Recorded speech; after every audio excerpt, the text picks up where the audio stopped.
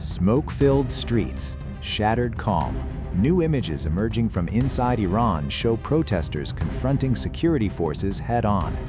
In the northwestern city of Urmia, a demonstrator is seen hurling an object as crowds chant in Farsi, "Death to the Dictator." Elsewhere, in Karaj, night traffic slows to a crawl around a damaged car blocking the road. On a nearby wall, a stark message is sprayed in graffiti, "Death to Khamenei." China has sharply criticized the United States over its response to the unrest in Iran, accusing Washington of violating international law and interfering in another country's internal affairs. Regarding the situation in Iran, we have stated our position many times. We support and hope that the Iranian government and people can overcome current difficulties and maintain national stability. At the same time, we oppose external forces interfering in the internal affairs of any country, and we do not approve of the threat or use of force in international relations. We hope that all parties concerned will make more efforts that are truly conducive to the peace and stability of the Middle East. International law, based on the principles and purposes of the UN Charter, is the cornerstone of the current international order and a vital basis for resolving international disputes. Defending international law is key to upholding global fairness and justice and preventing the world from returning to the law of the jungle. Great powers should take the lead in respecting the authority of international law and fulfilling their international law obligations.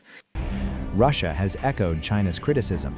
Russian Foreign Minister Sergei Lavrov accused the United States of dismantling the international system it once helped create, citing U.S. actions against Venezuela and threats toward Iran. I do not believe that any third party can fundamentally alter the nature of relations between Moscow and Tehran. This nature is based on agreements that were reached between the presidents of the Russian Federation and the Islamic Republic of Iran.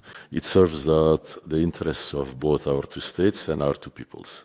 This character is embodied in a whole series of practical projects of a very tangible material nature, such as the building of the Bushehr nuclear power generating station, the implementation of plans in the sphere of transport infrastructure, such as the North-South corridor, Takurik, and many other crucial issues that are currently on the agenda of Russian-Iranian relations, all of which hold particular significance, including for the overall development of this entire region, this particular region of the Eurasian continent. It is undeniable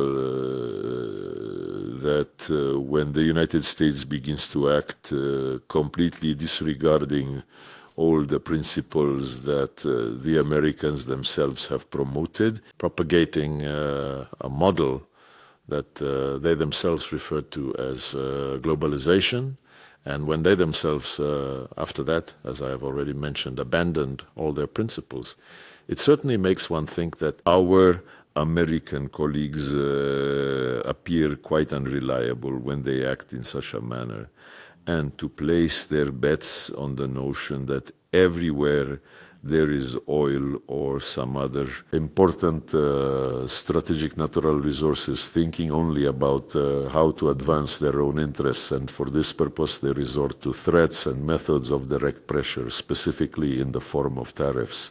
They announce tariffs against Iran, or rather, they impose tariffs of 25% on Iran's partners. And as for Russia, Senator, there's certain Lindsey Graham, who is on our respective lists. He's actively promoting, and lately he's clearly become quite animated, an initiative for a 500% tariff on trade with all countries that are currently trading with the Russian Federation. This can, of course, undoubtedly evoke a smile. It might also provoke anger, even outright rejection. But I believe we simply need to focus on working diligently and implementing all those agreements that are already firmly established between our nation and the Islamic Republic of Iran, as well as between Russia and all our other valued commercial and economic partners. When such a powerful country as the United States are employing such unscrupulous methods, these methods of unfair competition. This only goes to show that the competitive positions of the United States, they are progressively deteriorating. But there are probably some other more fair and just methods for the assertion and defense of their own positions, rather than such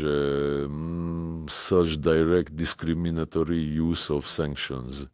This cannot continue for long. This will lead to an even more serious crisis in international economic and indeed political relations. In the dialogue we have with Washington, which we intend to continue, we speak about this quite frankly. We openly discuss the absolute necessity of finally bringing some elementary order to the methods currently being employed on the international stage. The diplomatic backlash comes as Iran signals readiness for confrontation.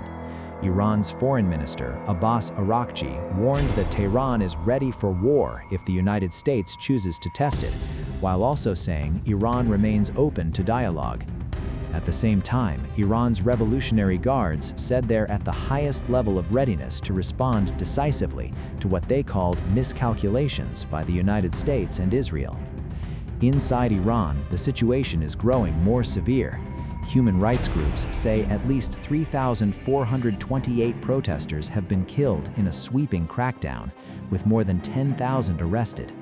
Iran is also expected to carry out its first execution linked to the current wave of protests, despite Trump's warning of consequences if executions proceed. The U.S. has now issued travel warnings urging its citizens to leave Iran immediately, while regional tensions continue to rise. As protests intensify, executions loom, and major powers trade accusations, the standoff over Iran is no longer just a domestic crisis. It is becoming a focal point of a widening global confrontation over power, law, and influence.